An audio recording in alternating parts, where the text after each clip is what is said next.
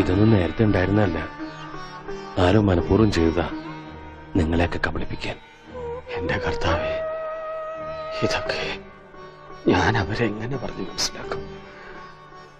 ഇതറിഞ്ഞ മാഷി ചങ്കുപൊട്ടി ചത്തുപോകും. നിനക്ക് വേണ്ടി സ്വന്തം ജീവിതം നൽകിയ ഒരു പെൺകുട്ടിയുണ്ട്. ഇതൊക്കെ അറിഞ്ഞ ആത്മഹത്യ കുട്ടി.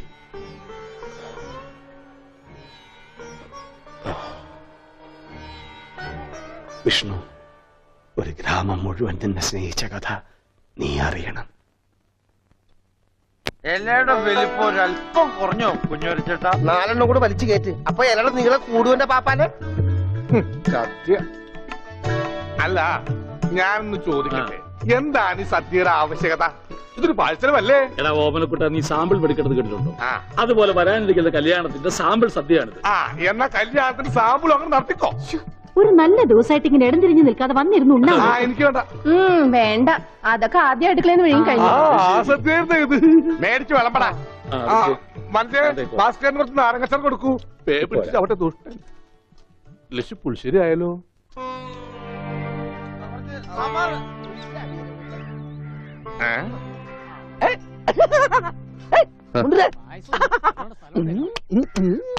ഓമനക്കുട്ടൻ, നിനക്ക് എന്നാ പറ്റി? എനിക്കൊന്നുമില്ല, വട്ടുമാറൊന്ന് ടെസ്റ്റ് ചെയ്തതാ. മുണ്ടുക്ക് നല്ല മുണ്ടുക്ക്. എന്തായി കാണിക്കണം? ഇങ്ങോട്ട് വന്നേ. എന്തിപ്പണ്ടായേ? അവനിപ്പോ അസുഖമൊന്നുമില്ല, അവന്റെ അസുഖമൊക്കെ മാറി. എന്താ നീ ചങ്കിക്കുത്ര വർത്താനൊന്നും പറയല്ലേ? ഉണ്ടായിരിക്കുന്നു.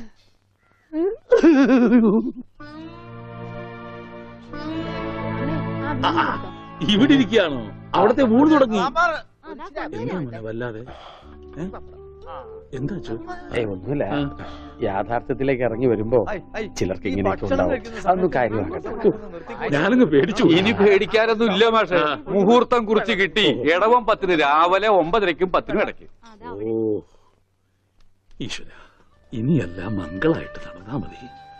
ജാതകം കണ്ടപ്പോ തന്നെ ജോത്സ്യര് പറഞ്ഞു ശ്രീരാമന്റെ നക്ഷത്രമാണ്. അതെ, വനവാസം കഴിഞ്ഞു. ഇനിയിപ്പോ സീത ഇങ്ങോട്ട് കിട്ടിയാ മതി. നടന്ന് ക്ഷീണിച്ചതല്ലേ, കൈയോടെ ഊണ് കഴിച്ചാട്ടെ. മോനെ വന്നേ. അച്ഛൻ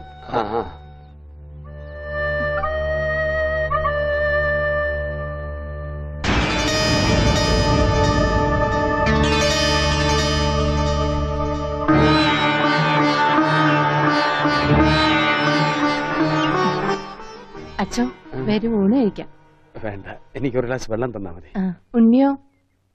ഓ, ഇനി അമ്മിക്കുട്ടി വാരി തന്നാലേ ഉണ്ണിക്കുട്ടിന് ഉണ്ണുള്ളോ? ചേച്ചി, എനിക്ക് അമ്മോനോടൊന്ന് സംസാരിക്കണം. ദേ, ആ മുറിയിലുണ്ട്, പോയിക്കോളൂ. അല്ല, ഞങ്ങളൊന്ന് പുറത്തേക്ക് പോയിക്കോട്ടെ? പോയിക്കോ പോയിക്കോ. പിന്നെ ഇത് എന്നും വേണം കേട്ടോ. എന്റെ കല്യാണത്തിന് മുമ്പ് ഓമനക്കുട്ടായിട്ട് ദിവസം പുറത്തേക്ക് വിളിക്കും. കല്യാണം കഴിഞ്ഞപ്പോഴോ ഞാൻ പറയട്ടോ അമ്മിക്കുട്ടോട്.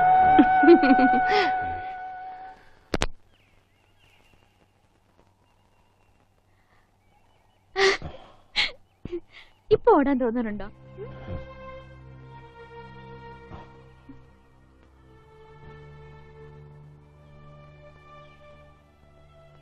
അമ്മ കരുതുന്ന പോലെ ഞാൻ മാഷിന്റെ മോൻ ഉണ്ണിയല്ല. ബാംഗ്ലൂരിലെ മഹേശ്വരൻ തമ്മി എന്ന ക്രിമിനലിന്റെ മകനാണ് ഞാൻ.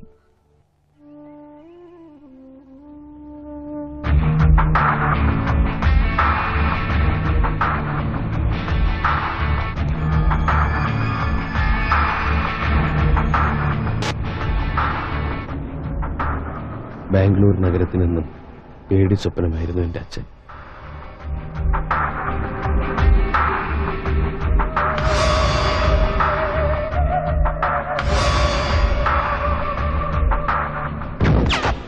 മഹേശ്വരൻ തമ്പി അറിയാതെ ഒരു കരിയില്ല പോലും അനങ്ങില്ല. രക്തം പുരണ്ട അച്ഛൻ്റെ പണത്തിനോടും ബിസിനസ്സിനോടും എനിക്കെന്നും വെറുപ്പായിരുന്നു. അതുകൊണ്ട് തന്നെ ഞാൻ അച്ഛനിൽ നിന്ന് ഓടി അകലാൻ ആഗ്രഹിച്ചു.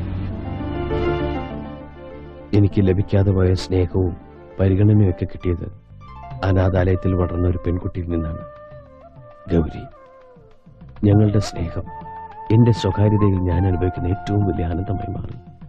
ഒടുവിൽ എന്റെ അച്ഛന്റെ അറിവോ സമ്മതമോ ഇല്ലാതെ ഞാൻ അവളെ വിവാഹം കഴിക്കാൻ തീരുമാനിച്ചു. അപകടമാണെന്ന് അറിഞ്ഞിട്ടും ഒരു ഒളിച്ചോട്ടം. വിവാഹത്തിന്റെ തലേന്ന് സുഹൃത്തുക്കൾ ഞങ്ങൾക്ക് വേണ്ടി ഒരു കൊച്ചു പാർട്ടി ഒരുക്കി, രഹസ്യമായി. പക്ഷെ ഒന്നും ക്ഷമിച്ചു തരാൻ അച്ഛൻ ഒരുക്കമായിരുന്നില്ല. പിന്തുടരുന്ന അപകടം മനസ്സിലാക്കാതെ ഞങ്ങൾ ആഘോഷിക്കുകയായിരുന്നു.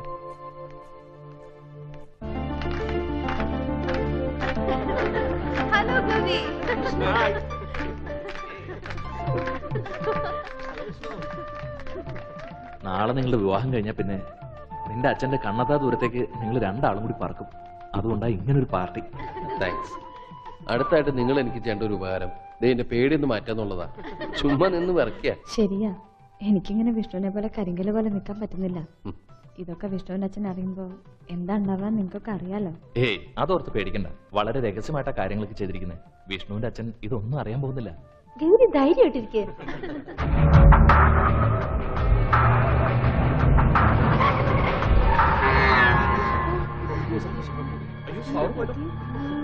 വിഷ്ണു, എനിക്ക് പേടിയാവും. ആരും പുറത്തേക്ക് ഇറങ്ങരുത്. ഞാൻ പോയി നോക്കിട്ട് വരാം.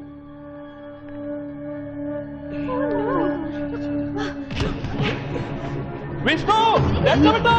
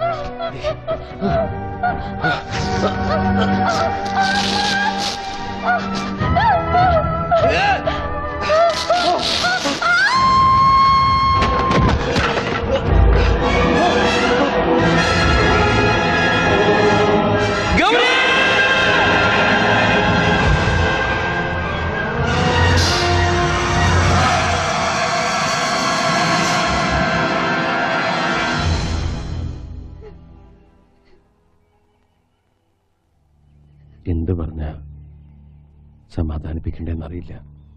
മനഃപൂർവ്വം അല്ലെങ്കിലും മാപ്പ് പറയാൻ ഞാൻ.